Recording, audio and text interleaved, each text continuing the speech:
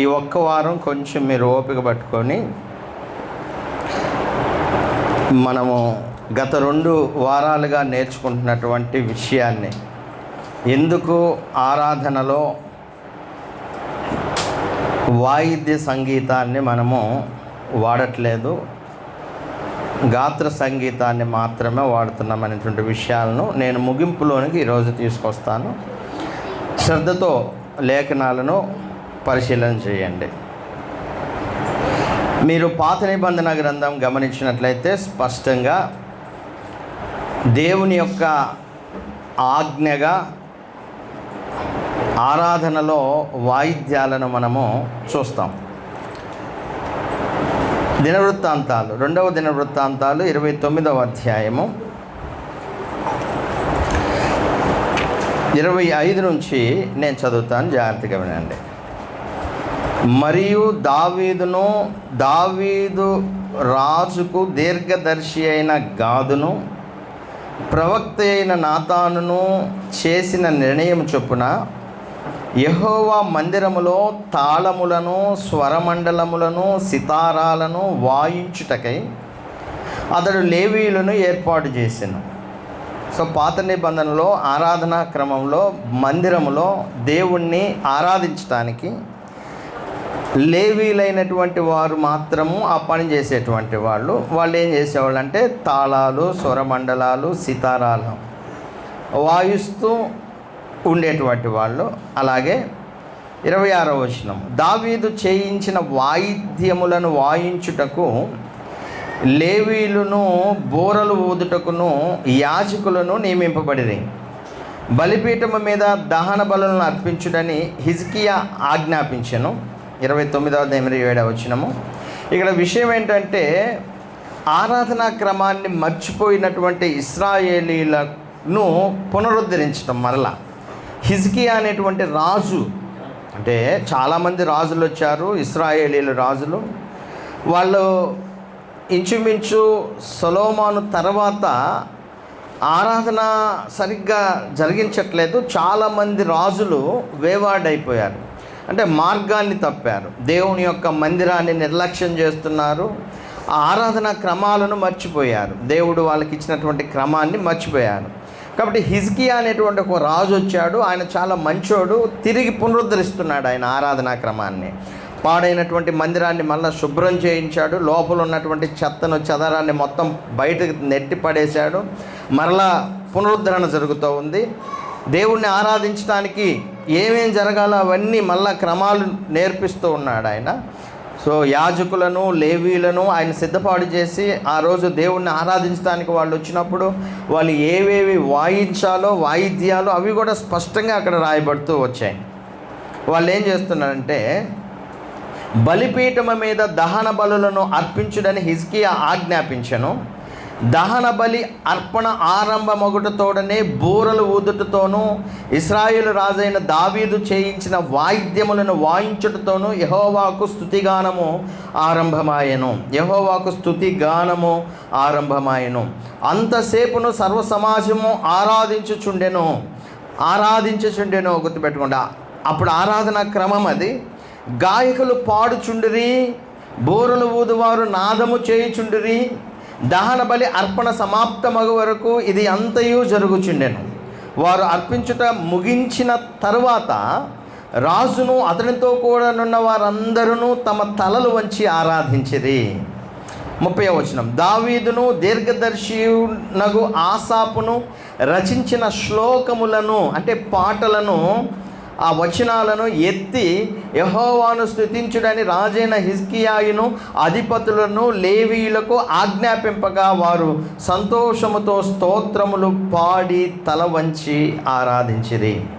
So ఇక్కడ పాత నిబంధనలో ఆరాధనా క్రమం స్పష్టంగా మనకు అర్థమవుతూ ఉంది. అదేంటంటే యాజకులు, లేవీలైనటువంటి వారు బోరలు, అలాగే different type of instruments, musical ఇన్స్ట్రుమెంట్స్ను రెడీ చేస్తూ ఉంటారు.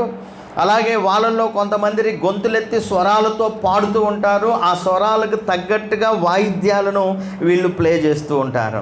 ఒక పక్కన దహన బలి దేవునికి అర్పిస్తూ ఉంటారు. ఆ రోజుల్లో దహన బలి అర్పణ అంటే ఒక గొర్రె కానీ మేక కానీ సమ్ కైండ్ ఆఫ్ యానిమల్, వాటిని పాప పరిహారార్థము నిమిత్తం ఇంకా దేవునికి బలి అర్పణ చేయటానికి దానిని బలిపీఠం మీద అర్పణ చేస్తూ ఉంటుండగా ఒక పక్క యాజకులు లేవీలు వాయిద్యాలు వాయిస్తూ పాటలు పాడుతూ దేవుణ్ణి ఆరాధించేవాళ్ళు.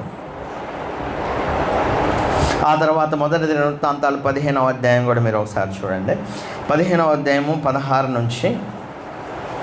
అంతటా దావీదు ఇదంతా హిజ్కియాకి ముందు దావీదు ఎలా ఆ క్రమాన్ని చేయించాడో చూస్తాం మనము. హిజ్కియాకి ముందు జరిగిన సంఘటన ఇది. అంతటా దావీదు, మీరు మీ బంధువులకు పాఠకులను పిలిచి, ఎవరు వీళ్ళు? పాఠకులు అంటే పాట పాడేవాళ్ళు, స్వరమండలములు, సితారాలు, తాళములు, లోనకు వాద్య విశేషములతో గంభీర ధ్వని చేయుచు సంతోషముతో స్వరములెత్తి పాడినట్లు ఏర్పాటు చేయడని లేవీల అధిపతులకు ఆజ్ఞ ఇచ్చెను. They must be sing a song with loud voices and noise with the instruments and also with the voice. చూడండి, ఇక్కడ మీరు గమనించండి, వారు గొంతులెత్తి ఏం చేయాలా? స్వరాలతో పాడాలా, అలాగే వాటికి తగ్గట్టు వాయిద్యాలను వాయిస్తూ పాడాలా. పాత నిబంధనలో మీరు గమనించండి, ఇది కాదనేది ఎవరు కాదు. అలాగే 19వ వచనం, పాఠకులైన హేమానును, ఆసాపును, ఏతానును పంచలోహముల తాళములు వాయించుటకు నిర్ణయింపబడిరి. అంటే 5 లోహాలతో తయారు చేసిన తాళాలు కూడా వాయించారు అప్పట్లో. జకరియా, అజీయేలు, షెమిరామోతు, యెహీయేలు, ఉన్ని, ఎలియాబు, మహషేయ, బెనయ అనువారు హెచ్చు స్వరము గల స్వరమండలములను వాయించుటకు నిర్ణయింపబడిరి. ఈ స్వరమండలాలు వీళ్ళు వాయిస్తున్నప్పుడు చాలా ఎక్కువ శబ్దం వస్తుంది ఇవి. మరియు మతిత్యా, ఎలీప్లేహు, మిక్నేయాహు, ఒబేదెదోము, అహియేలు, అజజ్యాహు అనువారు రాగమెత్తుటకు సితారాలు వాయించుటకు నిర్ణయింపబడిరి. రాగమెత్తుటకు సితారాలు వాయించుటకు నిర్ణయింపబడిరి. 15వ అధ్యాయం 28వ వచనం, ఇశ్రాయేలీలందరూ ఆర్భాటము చేయుచు, కొమ్ముల బూరలు ఊదుచు, తాళములు కొట్టుచు, స్వరమండలములు, సితారాలు వాయించుచు యెహోవా నిబంధన మందసమును తీసుకొని వచ్చిరి. అలాగే మొదటి దినవృత్తాంతాలు 16వ అధ్యాయము 42వ వచనము. మొదటి దినవృత్తాంతాలు 16వ అధ్యాయం 42, బూరలు ఊదుటకును తాళములను వాయించుటకును దేవుని గూర్చి పాడతగిన గీతములను వాయిద్యములతో వినిపించుటకు. చూడండి, పాటలు దేంతో వాయించారు? వాయిద్యాలతో పాడుతూ, వాయిద్యాలు వాయిస్తూ పాడుతూ. వీరిలో నుండి హేమానును, యదూతును అతను నియమించెను, మరియు యదూతును కుమారులకు అతడు పాలకులుగా నియమించు. సో ఓల్డ్ టెస్టిమెంట్లో, పాత నిబంధనలో దేవుడే ఇది ఇచ్చినట్లు మనం చూస్తాం. ప్రవక్తల ద్వారా దేవుడే ఆరాధనా క్రమాన్ని ఇచ్చాడు. దావీదు డిఫరెంట్ టైప్ ఆఫ్ ఇన్స్ట్రుమెంట్స్ చాలా రకాలు ఉన్నాయి, ఇప్పుడే మనం చదువుకున్నాం. వాటన్నిటినీ ఏర్పాటు చేశాడు. లేవీలు, యాజకులు వాటిని వాయిస్తూ ఉండేవాళ్ళు. అలాగే మిగతా వారు ఇంకొంతమంది స్వరాలు ఎత్తి పాడుతూ ఉండేవాళ్ళు. సో స్వరానికి తగినట్టుగా వాయిద్యము వాయిస్తూ ఈ వినసొంపుగా కీర్తనలు పాడేటువంటి వాళ్ళు పాత నిబంధనలో. అలాగే దేవుణ్ణి ఆరాధించడానికి వాళ్ళు బలిపీఠం మీద దహన బలి అర్పణ జరుగుతూ ఉండేది. జాగ్రత్తగా వినాలి మీరు. Please don't see other sides and don't think other things. వేరే విషయాలు ఏం ఆలోచించొద్దు, మాట్లాడుకోవద్దు. డోంట్ టాక్, జస్ట్ లిజన్, వినండి, అర్థం చేసుకోండి. సో ఇక్కడ బలిపీఠం మీద దహన బలి అర్పిస్తూ ఉన్నప్పుడు వీళ్ళు వాయిద్యాలతో కీర్తనలు పాడుతున్నప్పుడు తలలు వంచి దేవుణ్ణి వాళ్ళు ఆరాధిస్తూ ఉండేవాళ్ళు. అది ఆరాధనా క్రమం. దావీదు టైం నుండి అది జరుగుతూ వచ్చింది. దావీదుకు ముందు మీరు ఆలోచించండి. దావీదుకు ముందు అబ్రహాము ఉన్నాడు, పితరులు. అబ్రహాము, ఇస్సాకు, యాకోబు, నోవాహు, వీళ్ళందరూ ఎవరైనా వాయిద్యాలను ఆరాధనలో వాయించినట్టు మీరు చూస్తారా? ఎవరైనా చూస్తే ఏదైనా వచ్చినా నాకు చెప్పండి. మోషే తర్వాత దావీదు, అంటే మోషే ధర్మశాస్త్రం వచ్చిన తర్వాత దావీదు సమయంలో పాటలు పాడేటప్పుడు, దేవుణ్ణి ఆరాధించేటప్పుడు, దహన బలి ఇచ్చేటప్పుడు వాయిద్యాలను ఉపయోగించమని దేవుడే ఏర్పాటు చేశాడు. దీనికి ముందు అబ్రహాం ఉన్నాడు, నోవాహు ఉన్నాడు, పితరులు ఇస్సాకు ఉన్నాడు, యాకోబు ఉన్నాడు, చాలామంది నీతిమంతులైనటువంటి వాళ్ళు, ఏసేపు ఉన్నాడు. వీళ్ళు ఎవరైనా సరే వీళ్ళు కూడా దేవుణ్ణి ఆరాధించడానికి ఏం చేశారంటే బలిపీఠం కట్టేవాళ్ళు. బలిపీఠం కట్టి బలిపీఠం మీద వాళ్ళు దహన బలి అర్పించేవాళ్ళు, దేవునికి ఆరాధన చేసేవాళ్ళు. అబ్రహాము చేశాడు, ఇస్సాకు చేశాడు, యాకోబు చేశాడు, నోవాహు చేశాడు. వీళ్ళందరూ దహన బలి ఇచ్చారు. ఆ దహన బలి ఇచ్చేటప్పుడు వీళ్ళల్లో ఎవరైనా ఇన్స్ట్రుమెంటల్ మ్యూజిక్స్ ఉపయోగించారా? అందుకే నేను చెబుతాను, బైబిల్లో 3 కాలాలుగా విభజించాలి. 3 కాలాలుగా విభజించాలి. ఒకటి పితరుల కాలము, రెండవది మోషే కాలము, తర్వాత క్రీస్తు యుగము. చూడండి, పితరులు కాలం ఎప్పుడు దాకా వస్తుందంటే మోషే ధర్మశాస్త్రం ఇచ్చేదాకా. అప్పుడున్న క్రమాలన్నీ వేరు. మోషే ధర్మశాస్త్రం ఇచ్చిన తర్వాత క్రమం వేరు. యేసుక్రీస్తు వచ్చిన తర్వాత అపోస్తులకు ఇచ్చినటువంటి బోధ, ఇప్పుడు మనం క్రొత్త నిబంధన కింద ఉన్నాం, ఈ క్రమం వేరు. కాబట్టి 3 వేరువేరుగా మనం చూడాలి. 3 కలిపకూడదండి. 3 కలిపారంటే ఇప్పుడు మనం కూడా బలులు ఇవ్వాలి. ఇప్పుడు కూడా మనం ఆరాధన చేసేటప్పుడు ఆ వాయిద్యాలు ఇవన్నీ వాయిస్తూ దేవునికి ఒక బలిపీఠం కట్టి ఆ బలిపీఠం మీద మనం కూడా అర్పణ ఇవ్వాలి. మనము ఏదో ఒక గొర్రెనో మేకనో తీసుకొచ్చి బలి ఇవ్వాలి. కానీ క్రొత్త నిబంధన వచ్చిన తర్వాత యేసుక్రీస్తు ఏం చెప్తున్నాడంటే ఆయనే గొర్రె పిల్లలాగా వచ్చాడు. ఆయన ఒక్కసారే ఆ పని చేసి ముగించాడు. ఆయనే బలైపోయాడు. ఇక మనము అర్పణలు ఆత్మ సంబంధమైనవి ఇవ్వాలి. ఇక భౌతికమైనటువంటి అర్పణలు కాదు, ఇప్పుడు క్రొత్త నిబంధనలో ఉంది, ఆత్మ సంబంధమైనవి. అలాగే ఆరాధన కూడా క్రొత్త నిబంధనలో ఆరాధన కూడా భౌతికమైన ఆరాధన కాదు. అందుకే యేసుక్రీస్తు అమ్మా దేవుణ్ణి ఆరాధించువారు ఎలా ఆరాధించాలి? ఆత్మతోనూ సత్యముతోనూ ఆరాధించాలి. ఆమంటది, అయ్యా మా పితరులు ఆ పర్వతం మీద, లేకపోతే యూదులైనటువంటి మీరు ఇదిగో ఆ పర్వతం మీద దేవుణ్ణి ఆరాధించాలని చెప్తారు కదా. అంటే యేసుక్రీస్తు ఏమంటారంటే ఒక కాలం వస్తుంది, అంటే యేసుక్రీస్తు చనిపోయి సమాజపడి తిరిగి లేచిన తర్వాత క్రొత్త ఆజ్ఞలు మనకి ఇవ్వబడతాయి.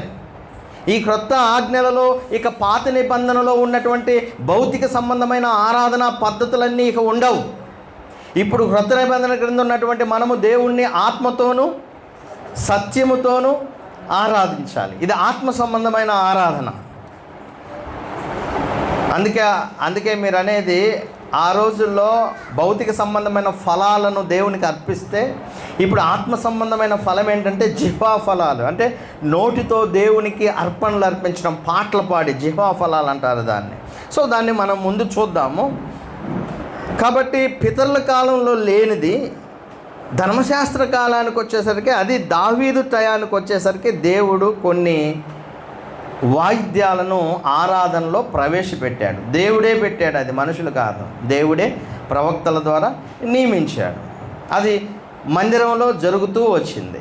ఆ తర్వాత మందిరం కట్టక ముందు ఇదంతా టాబర్నికల్ అంటే ప్రత్యక్ష గుడారంలో జరుగుతున్న ఆరాధన ఇదంతా. తర్వాత సొలొమోన్ టైంలో మందిరం ఎరెక్ట్ చేయబడింది, పెద్ద మందిరం కట్టబడింది కదా సొలొమోన్ కాలంలో. అప్పుడేం జరిగిందో చూద్దాం. ఆ మందిర ప్రతిష్ఠ రోజు ఏం జరిగిందో ఒకసారి 2వ దినవృత్తాంతాలు 5వ అధ్యాయం ఒకసారి మీరు చూడండి. 2వ దినవృత్తాంతాలు 5వ అధ్యాయము 12వ వచనము నుంచి 14 దాకా నేను చదువుతాను, చూడండి. ఆసాపు, హేమాను, యదూతల సంబంధమైన వారును వారి కుమారులకు, సహోదరులకు, సంబంధికులకు, పాఠకులైన లేవీలందరూ సన్నపు నార వస్త్రములు ధరించుకొని, లేవీలు తాళములు, తంబురలను, సితారాలను చేతపట్టుకొని బలిపీఠమునకు తూర్పు తట్టున నిలిచిరి. బలిపీఠానికి తూర్పున వీళ్ళందరూ నిలిచారంట. ఏమేమి పట్టుకొని? సన్నపు నార వస్త్రాలు ధరించుకున్నారు, తాళాలు, తంబురలు, సితారాలు పట్టుకొని బలిపీఠమును తూర్పు తట్టు నిలిచిరి. వారితో కూడా బూరలు ఊది యాజకులు 120 మంది నిలిచిరి. ఇక్కడ లేవీలు, యాజకులు మాత్రమే ఆ పని చేస్తున్నట్లు మీరు చూస్తారు. మిగతా జనసమూహము, ఆరాధించడానికి వచ్చిన జనసమూహం ఎవరు కూడా ఇన్స్ట్రుమెంటల్ మ్యూజిక్స్ ఉపయోగించినట్లు మనం చూడం. కేవలము యాజకులు అలాగే లేవీయులు మాత్రమే. మీరు గమనించండి ఆ విషయాన్ని. పాఠకులు ఒక పక్క వాళ్ళు వాయిద్యాలు పట్టుకుంటే, ఒక పక్క పాఠకులు ఏం చేస్తున్నారంటే ఏకస్వరముతో యెహోవాకు కృతజ్ఞతాస్తుతులు చెల్లించుచు గానము చేయగా, ఏకస్వరముతో. మనమేమో ఒకళ్ళు పాడితేనే ఇంకొకళ్ళ, ఈమె ఒక రాగం తీస్తే ఆమె ఒక రాగం తీస్తే ఆయన ఒక రాగం తీస్తాడు. అది ఏకస్వరం అవుద్దా? కాదు. అందుకే పాటలు నేర్చుకోవాలి. ఇంటి దగ్గర ఉన్నప్పుడు పాటలు నేర్చుకోండి. వచ్చినటువంటి పాటలు అందరూ ఏకస్వరంతో పాడండి. అప్పుడు అందగిస్తుంది పాట. ఒకళ్ళు ఒకలాగా, ఇంకొకళ్ళు ఒకలాగా, ఇంకొక రాగం తీస్తా పోతే, కొంతమంది మెదలకుండా కూర్చుంటే అక్కడ అందమేముంది దేవుని ఆ పాటకు. కాబట్టి దయచేసి మీరు గుర్తుపెట్టుకుని సాధన చేయండి. మీరు ఇంటి దగ్గర ఉన్నప్పుడు హృదయపూర్వకంగా దేవుని గురించి గానం చేయండి. అది సంఘంలోకి వచ్చినప్పుడు అందరూ ఏకంగా ఏకస్వరంతో కలిసి పాడండి. సో ఆ రోజు వాళ్ళందరూ చేసిన పని ఏంటంటే ఏకస్వరంతో యెహోవాకు కృతజ్ఞతాస్తుతులు చెల్లించుచు గానము చేయగా, యాజకులు పరిశుద్ధ స్థలముల నుండి బయలు వెళ్ళి ఆ బూరలతోనూ తాళములతోనూ వాయిద్యములతోనూ కలిసి స్వరమెత్తి యెహోవా దయాళుడు, ఆయన కృప నిరంతరముండునని స్తోత్రము చేసిరి. 14వ వచనంలో, అప్పుడు ఒక మేఘము యెహోవా మందిరము నిండెను. యెహోవా తేజస్సుతో దేవుని మందిరము నిండుకొనగా సేవ చేయుటకు యాజకులు ఆ మేఘమున్న చోట నిలవలేకపోయిరి. చూడ ఎంత ప్రభావం. ఆ రోజుల్లో దేవుని పాటలను ఏకస్వరంతో పాడుతూ ఉన్నప్పుడు యాజకులు లేవీయులు వాయిద్య పరికరాలను ఉపయోగించి వాయిస్తూ ఉన్నప్పుడు అది చాలా గొప్పగా ఉంది. దేవుని యొక్క మహిమ వచ్చి ఆ మందిరంలో నిండి ఉన్నది. ఇది అసలు కాదనేది కాదు. సో దేవుడే వీటిని వారికి పాత నిబంధనలో ఆరాధనలో వారికి అనుగ్రహించాడు. అది లేవీయులు యాజకులు మాత్రమే వాయించేవాళ్ళు. మిగతా కొంతమంది ఏమో పాటలు పాడేటువంటి వాళ్ళు. మీకు అర్థమైందా? ఇప్పుడు దాకా మీకు అర్థమైందా? పాత నిబంధనలో అబ్రహాము, ఇస్సాకు, యాకోబు, నోవాహు పితరులు వీళ్ళు ఎవరైనా ఆరాధన చేసేటప్పుడు, అంటే వాళ్ళు ఆరాధించేది ఎలా? ఏదైనా ఒక బలిపీఠం కట్టి బలిపీఠం మీద ఒక బలి పశువును దహన బలిగా ఇచ్చేవాళ్ళు. అది ఆరాధన. ఆ స్మెల్ దేవుడు ఆగ్రానించి సంతోషించేటువంటి వాడు. వాళ్ళు చేసేటప్పుడు వాళ్ళు ఏ వాయిద్యాలు, మేళాలు, తాళాలు ఉపయోగించాల. కానీ దేవుడు ఆ ఆరాధన అంగీకరించాడా లేదా? చెప్పాలా? అంగీకరించాడా లేదా? అంగీకరించాడు. ఆ తర్వాత దేవుడే దావీదు సమయానికి వచ్చేసరికి వాయిద్య పరికరాలను సంఘం, అంటే అక్కడ ఉన్నటువంటి యూదులు సంఘానికి, లేకపోతే యూదు ప్రజలకు దాన్ని ఏర్పాటు చేశాడు. అప్పుడు దేవుడు దాన్ని అంగీకరించి వాళ్ళు చేసిన ఆరాధనను అంగీకరించాడా లేదా? చెప్పండి. అంగీకరించాడు. వాయిద్యాలతో ఆరాధించిన ఆరాధనను దేవుడు అంగీకరించాడు.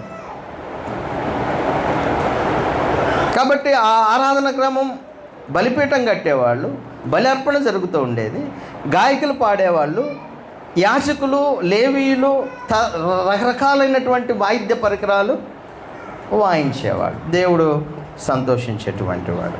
మరి క్రొత్త నిబంధన క్రిందకు వచ్చినటువంటి మనకు ఆ విధమైనటువంటి క్రమం ఎక్కడైనా మనకుందా? ఇప్పుడే చెప్తున్నాను మళ్ళా. క్రీస్తు యేసు ప్రభువారు వచ్చిన తర్వాత ఆయన మనలను పాపముల నుంచి విమోచించిన తర్వాత, మనల్ని ఒక సంఘంగా చేసిన తర్వాత, అపోస్తుల కార్యంలో మొట్టమొదట సంఘం ప్రారంభమైంది. అపోస్తుల కార్యం 2వ అధ్యాయంలో పేతురు ప్రసంగం చేసినప్పుడు ఇంచుమించు 3000 మంది బాప్తిస్మం పొంది సంఘ సభ్యులుగా అపోస్తులతో చేర్చబడ్డారు. వీళ్ళ ఆరాధన క్రమం వేరుగా ఉంది. వీళ్ళు ఎక్కడైనా సరే మీరు క్రొత్త నిబంధనలో అంటే ప్రకటన ప్రవచన గ్రంథం భవిష్యత్తును గురించి, పరలోకాన్ని గురించి చెప్పేది, దాని గురించి కాదు నేను మాట్లాడేది.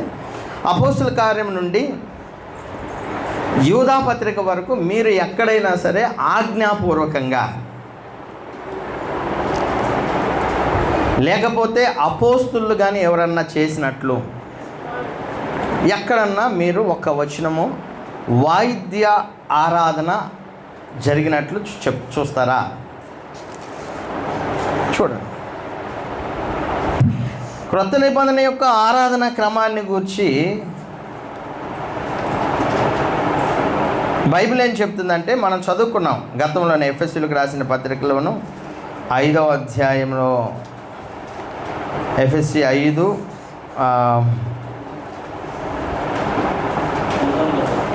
19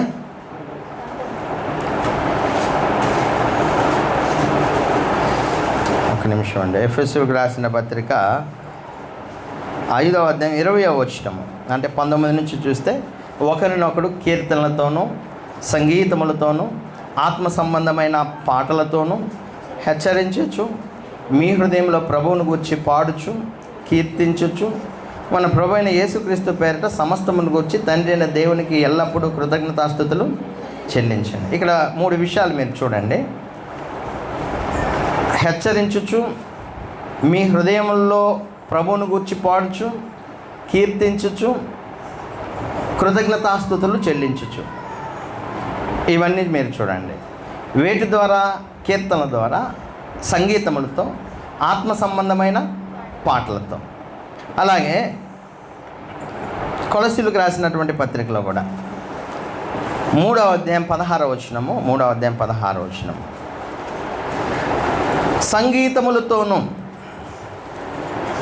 సంగీతములతోనూ ఆత్మ సంబంధమైన పద్యములతోనూ. ఇక్కడ ఏం చేయాలంటే ఒకరికొకడు బోధించుకోవాలి, బుద్ధి చెప్పాలి, హృదయంలో గానం చేయాలి, క్రీస్తు యొక్క వాక్యము మీలో సమృద్ధిగా నివసింపనీయాలి. ఇవన్నీ మీరు ఒకసారి ఆలోచించాలి. ఇక్కడ సంగీతములు పోయినసారి మనం చదువుకున్నాము. సంగీతములు అనేటువంటి మాట ఆత్మ సంబంధమైన పద్యములు లేకపోతే కీర్తనలు, ఇవి దేనికి సంబంధించింది అనేది మనం మళ్ళీ ఒకసారి ఆలోచిస్తే 2 రకాలుగా ఉపయోగించారండి బైబిల్లో. వాయిద్య సంగీతం అంటే వాయిద్య పరికరాలను ఇక్కడ శాలో అనేటువంటి పదం, సాంగ్స్ అంటారు. శాలో లేకపోతే హిమ్స్ అనేటువంటి పదాన్ని ఉపయోగించాడు. దాని అర్థం ఏంటంటే కీర్తన, అంటే ఒక దానిని మీటుట ద్వారా వచ్చే శబ్దము, మీటుట ద్వారా వచ్చే శబ్దము. సో కీర్తనలు అనేది 2 రకాలైనటువంటి విధానాలు క్రొత్త నిబంధనలో ఉన్నాయండి. ఒకటి భౌతిక సంబంధమైనటువంటి ఇన్స్ట్రుమెంటల్ని మీటుట ద్వారా వచ్చేటువంటి శబ్దము, సంగీతము. రెండవది గొంతు అంటారు కదా, లోపల నుంచి గాత్రం అంటారు. గాత్రాన్ని వాడటం ద్వారా వచ్చేటువంటి సంగీతము, గాత్ర సంగీతము, అలాగే వాయిద్య సంగీతము. సో ఇక్కడ ఒకవేళ ఇక్కడ గాత్ర సంగీతం అనేది మనం ఆలోచన చేయవచ్చు. ఇక్కడ అది వాయిద్య సంగీతం కాదు. ఒకవేళ వాయిద్య సంగీతమే అయితే ఇక్కడ ఏమంటున్నాడంటే పాటలతో, కీర్తనలతో, ఆత్మ సంబంధమైన పద్యములతో ఏం చేయాలి? దేవునికి కృతజ్ఞతాస్తుతులు చెల్లించాలి. ఇంకా ఏం చేయాలి? ఒకరికొకడు బోధించాలి, ఒకరికొకడు బుద్ధి చెప్పుకోవాలి. ఇవన్నీ జరగాలి కదా. ఇందాక ఎఫ్ఎస్సీలో ఏముంది? ఇందాక మనం ఎఫ్ఎస్సీ పత్రికలో ఏం చదువుకున్నాం? హెచ్చరించాలి, మీ హృదయముల్లో ప్రభువును గూర్చి పాడుచు కీర్తించాలి, కృతజ్ఞతాస్తుతులు చెల్లించాలి.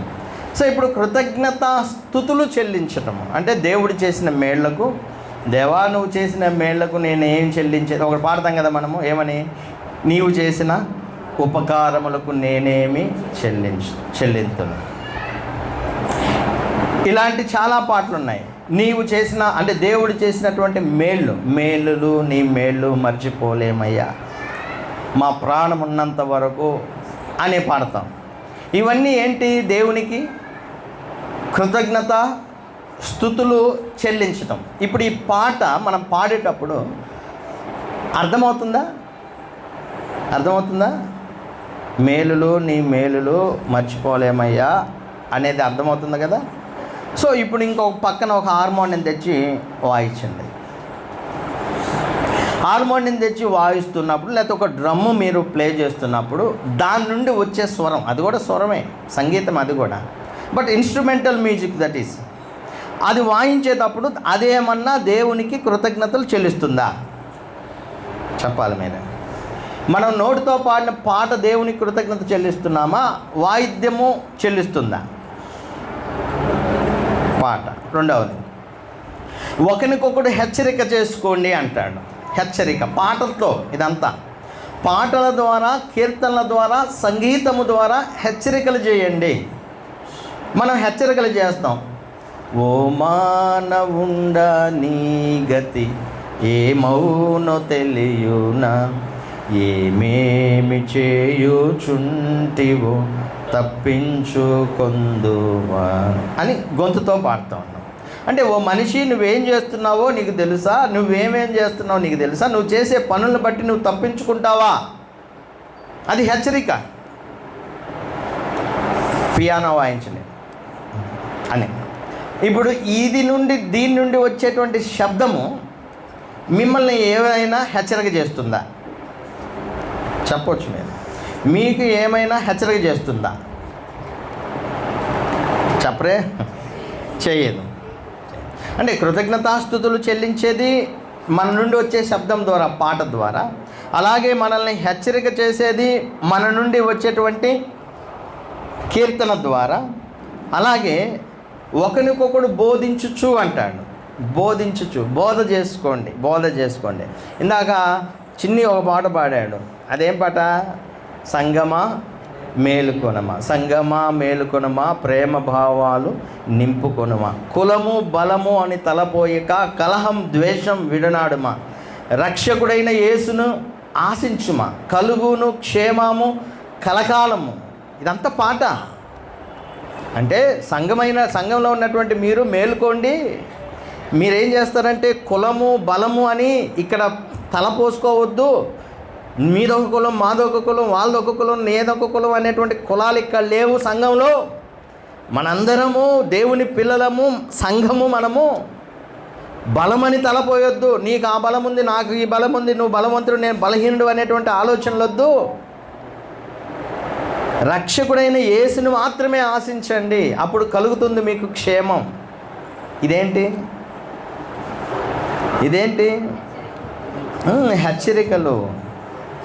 హెచ్చరికలు. ఇంకా మనం ఒక్కొక్కసారి ఒంటరిగా ఉన్నప్పుడు హమ్ చేసుకుంటుంటాం. అంటే సంతోషం వచ్చినప్పుడు మనం పాడుతూ ఉంటాం. చాలా కీర్తనలు పాడుతుంటాం. అది కృపాసహితంగా హృదయంలో నుండి మనం పాడుతూ ఉంటాం. సో ఇప్పుడు హెచ్చరికలైనా, కృతజ్ఞతాస్తుతులైనా, బోధైనా, బుద్ధి చెప్పటమైనా కీర్తన ద్వారా మనం చేస్తున్నాం కదా. అది ఇక్కడి నుంచి వచ్చేటువంటి స్వరంతో చేస్తున్నాం, ఈ సంగీతంతో చేస్తున్నామా, గాత్ర సంగీతంతో, లేకపోతే వాయించే వాయిద్యాల ద్వారా మనం చేస్తున్నామా? గాత్ర సంగీతంతోనే మనము హెచ్చరిస్తాము, బుద్ధి చెప్తాము, కృతజ్ఞతాస్తుతులు చెల్లిస్తాము, దేవునికి మహిమను తీసుకొస్తాం. ఈ విషయాన్ని గుర్తుపెట్టుకోండి. మీరు అనుకోవచ్చు, మరి అప్పుడు వాళ్ళు చేసింది ఏంది? వాళ్ళు వాయిద్యాలతోనే కదా, అది కూడా కృతజ్ఞతాస్తుతులు చెల్లించిందే కదా, అది కూడా దేవునికి మహిమ తెచ్చిందే కదా. అవును, ఖచ్చితంగా దానిలో కాదనేదేమి లేదు. కానీ పాత నిబంధనలో ఆరాధన క్రమం అది. నూతన నిబంధనకు వచ్చేసరికి దేవుడు ఆత్మ సంబంధమైన ఆరాధన ఇచ్చినప్పుడు సాధ్యమైనంత వరకు భౌతిక సంబంధమైనటువంటి వాటిని ఎలిమినేట్ చేసినట్లు మనం చూస్తాం. ఇంకా మీరు చూడండి, రోమీలకు రాసిన పత్రిక 14వ అధ్యాయము 11వ వచనము. నా తోడు ప్రతి మోకాలు నా ఎదుట వంగును, ప్రతి నాలుకయు దేవునిని స్తుతించును. ప్రతి నాలుక దేవుణ్ణి స్తుతిస్తుంది. ఫిలిప్పీలకు రాసిన పత్రిక 2వ అధ్యాయము. క్రొత్త నిబంధనలో మీరు దేవుణ్ణి స్తుతించాలన్నప్పుడు ఇవే కనపడతాయి, కానీ వాయిద్యాలు ఎక్కడా కనిపించవు. ప్రతి నాలుకతో దేవుణ్ణి స్తుతించాలి. ఫిలిప్పీ 2:9. అందుచేత 11 దాకా పరలోకమందున్న వారిలో కానీ, భూమి మీద ఉన్న వారిలో కానీ, భూమి క్రింద ఉన్న వారిలో కానీ ప్రతి వాని మోకాలను యేసు నామమున వంగునట్లును, ప్రతి వాని నాలుక తండ్రి అయిన దేవుని మహిమార్థమై యేసు క్రీస్తు ప్రభువు అని ఒప్పుకొనున్నట్లు. చాలు. ప్రతి నాలుక దేవునిని ఏం చేస్తుంది? ప్రభు అయిన క్రీస్తు యేసును ప్రభు అని ఒప్పుకునేటట్లు చేస్తుంది. హెబ్రీ 13:15 కాబట్టి ఆయన ద్వారా మనము దేవునికి ఎల్లప్పుడూ స్తుతియాగము చేయుదము. పాత నిబంధనలో కూడా స్తుతియాగం చేశారు. స్తుతియాగము చేయుదము అనగా ఆయన నామమును, స్తుతియాగం అంటే ఏంటి? ఆయన నామమును ఒప్పుకొనుచు జిహ్వా ఫలము అర్పించుదము. జిహ్వ అంటే నాలుక ద్వారా దేవునికి ఫలాలను అర్పిస్తాము అంటాడు. అంటే ఇప్పుడు నేను చెప్పినటువంటి ఈ పాటల గురించి మాట్లాడు.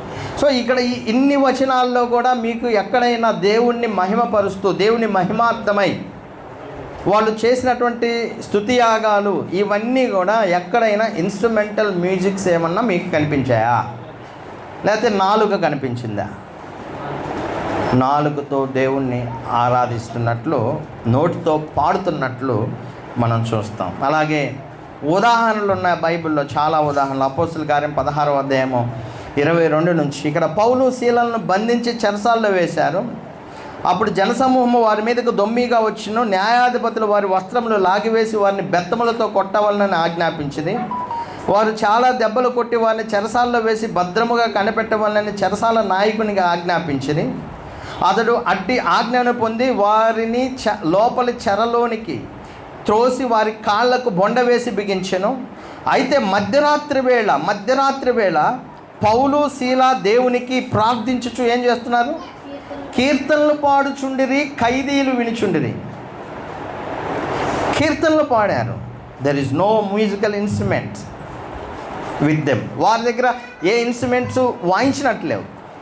మీరు ఇంకా మత్తయి సువార్త 26వ అధ్యాయము 30వ వచనము, మత్తయి సువార్త 26వ అధ్యాయం 30వ వచనము. ఇక్కడ యేసుక్రీస్తు అపోస్తలులు అంతటా వారు కీర్తన పాడి ఒలీవ కొండలకు వెళ్ళింది. ఏం పాడారు? వాళ్ళు కీర్తనలు పాడారు. యేసుక్రీస్తు అపోస్తలులు కీర్తనలు పాడారు.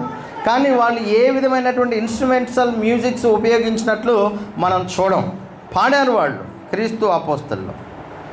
అలాగే రోమా 15:9 అందు విషయమై చూడండి. రోమా 15:9 అవసరమైతే మీరు రాసుకోండి.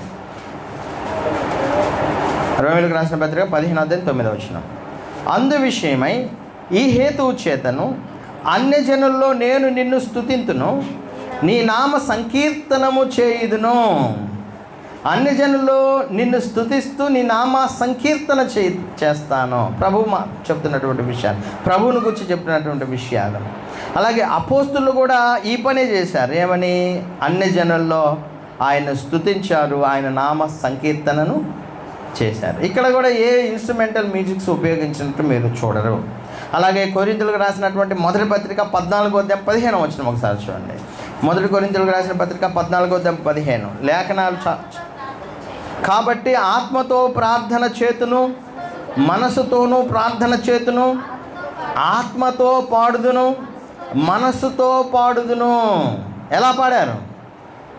ఆత్మతో పాడుదును, మనసుతో పాడుదును. అంటే దేవుని యొక్క ఆత్మను కలిగి అర్థం చేసుకుంటూ పాట పాడారు. అంతేగాని క్రొత్త నిబంధనలో వాయిద్యాలతో పాటలు పాడినట్లు మనం ఎక్కడ సంఘం గురించి అక్కడ చూడం. ఒక్క ఉదాహరణ కూడా మనం చూడము.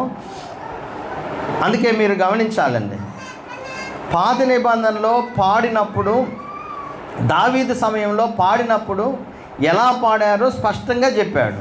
ఎలా పాడారు?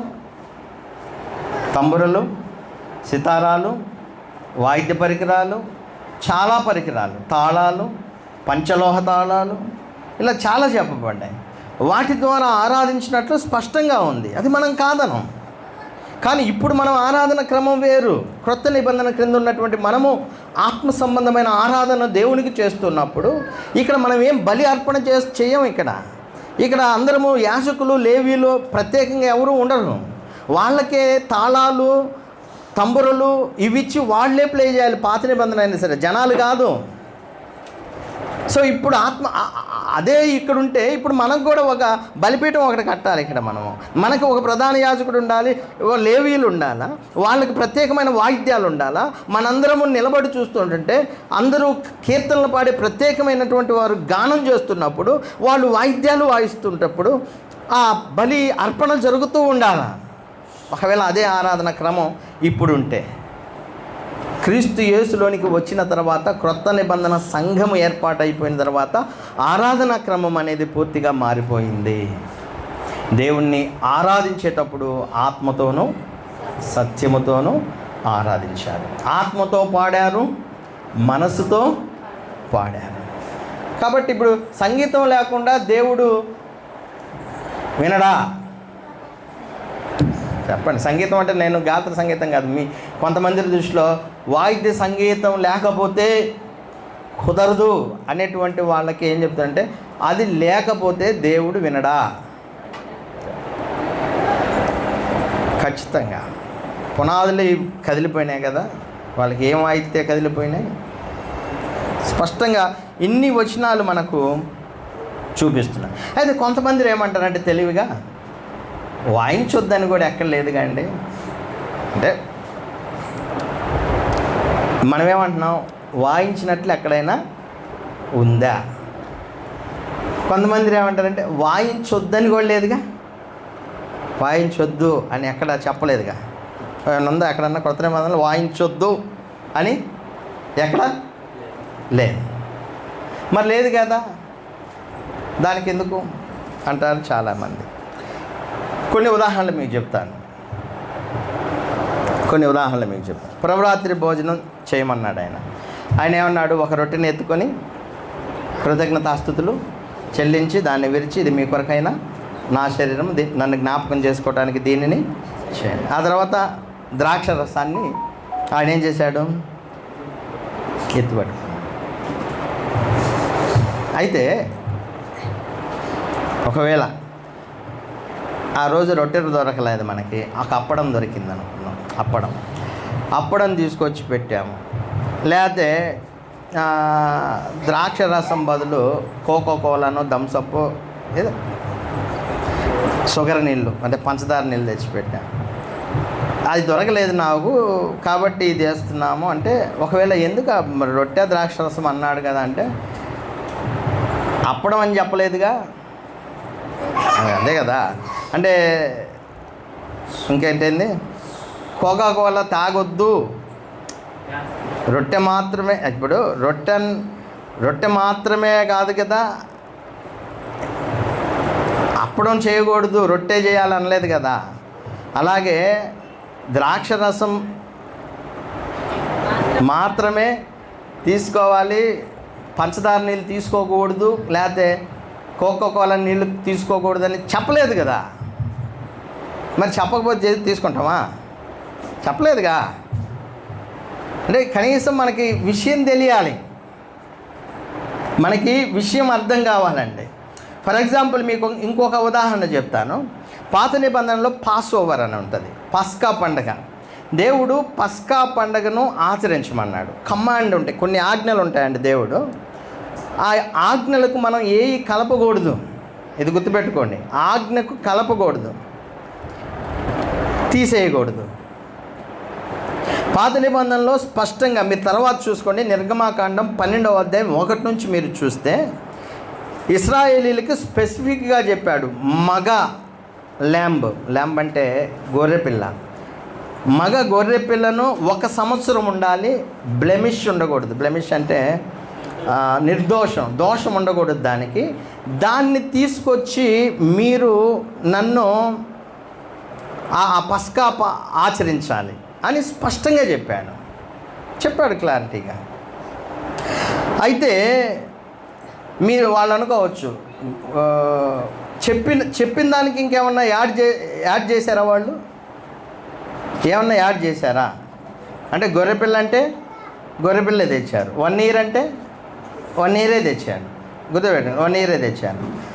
అలాగే బ్లెమిష్ లేనిది అంటే దోషం లేనిది అంటే అదే తెచ్చాను.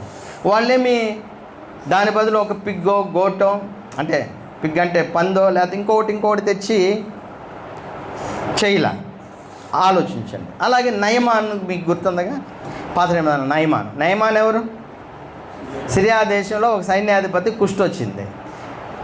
యెరూషలేముకి వచ్చి ప్రవక్తతో అడిగితే ప్రవక్త వెళ్ళేమన్నాడంటే, నువ్వు యోర్దానులో 7 సార్లు మునుగు అన్నాడు. యోర్దానులో 7 సార్లు మునుగు, ఆజ్ఞది. ఇక దానికి ఏమి కలపకూడదు, ఇంకా ఆయన దానికి ఏం కలపకూడదండి. కలిపాడా? ముందు అనుకున్నాడు, మా దేశంలో అయితే మంచి పరపరది ఇదే ఉన్నాయి, మా దేశంలో లేకుండా మేము ఇక్కడ దాకా వచ్చింది అనుకున్నాడు ఆయన. ఒకవేళ అవి కలిపినట్టయితే రోగం బాగయ్యేది కాదు. ఆజ్ఞ ఏది చెప్పాడో అదే చేశాడు. దానికి ఇంకా వేరే కలపల, అడిషనల్ ఏమి లేవు. ఇలా మనం ఆలోచన చేస్తే పాడండి అని ఉంది క్రొత్త నిబంధనలో, కీర్తించండి, గానం చేయండి, కృతజ్ఞతాస్తుతులు చెల్లించండి. ఇది ఎక్కడ చూసినా అదే ఉంటుంది. అది ఉన్నప్పుడు అదే చేయాలి. నేను చెప్పింది మీకు అర్థమైందా? ఏది ఉంటే అది చేయాలి. దానికోసం ప్రత్యేకంగా డ్రమ్ములు తేవద్దు, అదే ఇంకా ఏముంటాయి కదా, ఇవన్నీ తేవద్దు. తేకుండా మీరు కీర్తించండి, పాడండి, కృతజ్ఞతాస్తుతులు చెల్లించండి అనేం చెప్పాల్సిన అవసరం లేదు. దానికి సింపుల్గా ఆజ్ఞ ఏమని పాడండి. ఎలా పాడాలో మనకు తెలుసు, ఎలా అంతే. దానికి ఇంక వేరే యాడ్ చేయాల్సిన పని లేదు. అందుకే ఇందాక నేను చెప్పాను, ద్రాక్షరసం రొట్టె తీసుకోండి అంటే అది తీసుకోవటమే. కొద్దిగా రొట్టె కొంచెం స్వీట్గా అంతే. చాలామంది అంటారు, అంటే పాట స్వీట్గా ఉండాలంటే కొంచెం మేళాలు తాళాలు ఉపయోగించి స్వీట్గా ఉంటుంది అంట. మరి రొట్టె కూడా కొద్దిగా స్వీట్గా ఉండాలి కాబట్టి దానికి పైన ఏమన్నా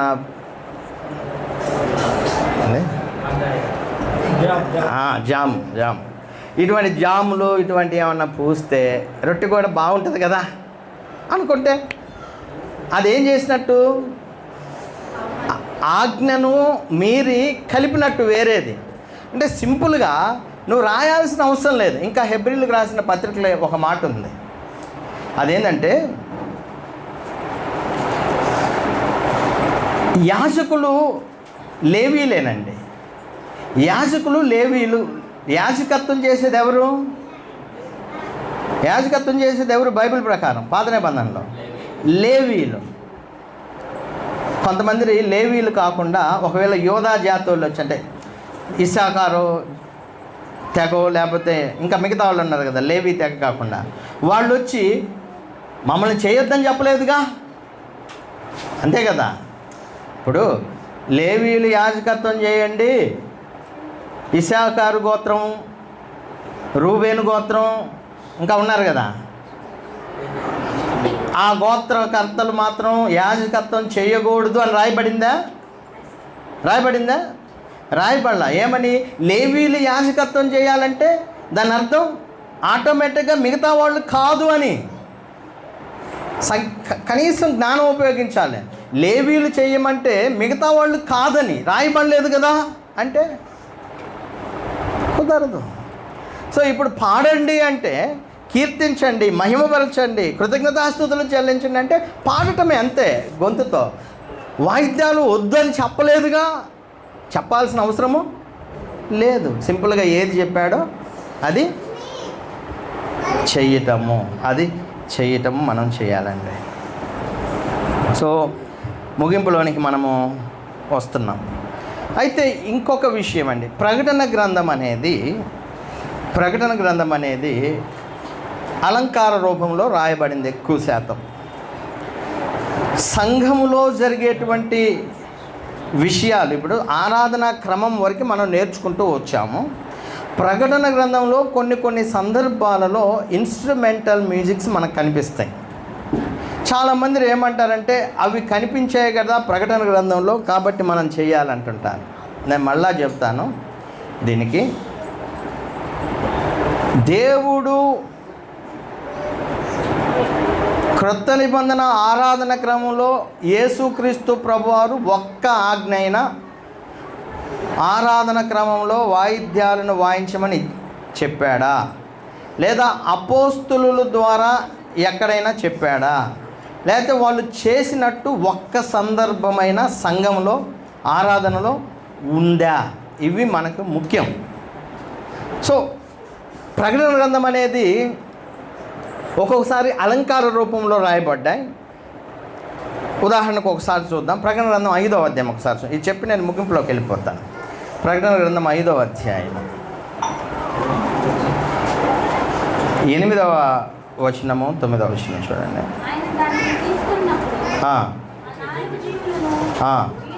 వీణలను ధూప ద్రవ్యములతో నిండిన సువర్ణ పాత్రలను పట్టుకొని ఉన్న ఆ 24 పెద్దలను ఆ గొర్రెపిల్ల ఎదుట సాగిలపడిరి. ఇక్కడ ఆ ధూప పాత్రలు ఏంటంట? సువర్ణ పాత్రలు అంటాడు. సువర్ణ పాత్రలు అంటే ఏంటి? పరిశుద్ధుల ప్రార్థనలు. మీరు గమనించండి, ప్రకటన గ్రంథంలో గొర్రెపిల్ల అని ఉపయోగించాడు. నిజంగా గొర్రెపిల్ల అంటాడు. గొర్రెపిల్ల ముందు సాగిలపడ్డాడు. గొర్రెపిల్ల అంటే ఎవరు? యేసుక్రీస్తు. మహావృద్ధుడు సింహాసనం మీద కూర్చొని ఉన్నాడు అని ఉంటుంది. వృద్ధుడు అంటే నిజంగా వృద్ధుడా? తండ్రి అయిన దేవుణ్ణి ఉద్దేశించి మాట. ఘట సర్పము అనే పదాన్ని ఉపయోగించి. ఘట సర్పం అంటే నిజంగా ఘట సర్పమా? కాదు. ఒక్కోసారి సాతానుని ఘట సర్పం అని ఉపయోగించాడు. ఇట్లా ప్రకటన గ్రంథంలో చాలా వరకు అలంకార రూపంలో రాయబడ్డాయి. సువర్ణ దీపస్తంభాలు అని ఉంటుంది. అంటే బంగారు దీపస్తంభాలు అంటే ఏంటి? సంఘాలను సువర్ణ దీపస్తంభాలతో పోల్చాడు. ఇట్లా కొన్ని పోలికలు. ఆ పోలికే నిజం కాదు, గుర్తుపెట్టుకోండి. పోలిక నిజం కాదు. ఇక్కడ వీణెలు అని ఉపయోగించాడు, ధూపద్రవ్య పాత్రలను ఉపయోగించాడు. అంటే అప్పుడు నిజంగా వీణలా, నిజంగా ధూపద్రవ్య పాత్రలు అయ్యాయి. ఆ కిందే చెప్పాడు ధూపద్రవ్య పాత్రలు ఏంటి? ఆ పాత్రలు పరిశుద్ధుల ప్రార్థనలు. అంటే పరిశుద్ధులు చేసినటువంటి ప్రార్థనలు దేంతో పోల్చాడంటే, ఒక పాత్రలో పాత నిబంధనలో ఒక ధూపం వేసినప్పుడు ఆ ధూప ద్రవ్యము ఆకాశానికి పోయినప్పుడు దేవుడు దాన్ని ఆగ్రాణించి సంతోషించాడు. ప్రార్థనలు దానితో పోలుస్తున్నాడు. అంటే పరిశుద్ధులు చేసిన ప్రార్థనలు ఎలాంటివి అంటే, ఒక పాత్రలో ధూపద్రవ్యం వేస్తే అది ఆయన దగ్గరికి వెళ్ళి ఆయన్ని సంతోషపెట్టిన దానితో పోలుస్తున్నాడు. మరి వీణలంటే ఆ కింద వచనాలు మీరు చూస్తే ఇంకా అయిపోద్ది. చూడండి ఆ కింద వచనాలు. ఆ పెద్దలు, నీవు ఆ గ్రంథమును తీసుకొని దాని ముద్రలను విప్పుటకు యోగ్యుడవు, నీవు వధింపబడిన వాడవై నీ రక్తం ఇచ్చి ప్రతి వంశంలో ఆయా భాషలు మాట్లాడు వారిలో ప్రతి జనంలో ప్రతి ప్రజలోనూ ప్రతి జనములోనూ దేవుని కొరకు మనుషులను కొని మా దేవునికి వారిని ఒక రాజ్యముగాను యాజకులుగా చేసేదివి గనుక వారు భూలోకమందు ఏలుదురు అని క్రొత్త పాట పాడుదురు. సో వీణలు అనేటువంటి పదానికి ఎగ్జాక్ట్ అర్థం ఏంటో మనకు తెలియదు, కానీ నువ్వు వీణలు అనేటువంటి పదం ఉపయోగించినప్పుడల్లా కూడా పాట అని చూస్తుంటారు మీరు. అలాగే పాత్రలు, ధూపద్రవ్యపు పాత్రలు అని ఉపయోగించిన దగ్గరల్లా ప్రార్థన, పరిశుద్ధుల ప్రార్థనలు అని మీరు చూస్తారు. సో వీణులు అనేవి పరలోకంలో మనకి కనిపిస్తున్నప్పటికీ కూడా ఆ శబ్దము లాంటి వాటిని వింటున్నాడు యోహాన్ అని మనకు అనిపిస్తున్నా, ఒకవేళ అవి పరలోకానికి సంబంధించినటువంటి వాటిని గురించి మాట్లాడుతున్నాడే కానీ ఇక్కడ సంఘంలో జరిగేటువంటి వాటిని గురించి అయితే చెప్పండి మాట్లాడలేదు. సో ఇప్పుడు కూడా ఏమన్నా డౌట్ ఉండి, ఇప్పుడు కూడా మాకు అట్టయితే కాదండి, మాకు సంతృప్తిగా లేదు, మేము వాయిద్య ఆరాధనకే మాకు సంతోషంగా ఉంది, మాకు ఆనందంగా ఉంది అని అనుకుంటే చేసేదేం లేదు. మీ పాటలు, మీ ప్రార్థన, మీరు చేసేవి ఎవరిని సంతోషపెట్టాలి? దేవుణ్ణి సంతోషపెట్టాలి. నాకు సంతోషంగా లేదు అనుకుంటే ఇక చేసేదేం లేదు. దేవుణ్ణి సంతోషపెట్టేవి ఉందా అంటే బైబిల్ ప్రకారం మీరు ఆలోచిస్తే చక్కగా అర్థమయ్యే రీతిలో అందరూ ఏకస్వరంతో దేవుణ్ణి కీర్తించండి, కొనియాడండి, పాడండి, పాటల ద్వారా బుద్ధి చెప్పండి, హెచ్చరికలు చేయండి. అర్థమైందా? కాబట్టి వెనక నుంచి అది శబ్దం వినిపిస్తుంది. అది వాద్య సంగీతమా, గాత్ర సంగీతమా?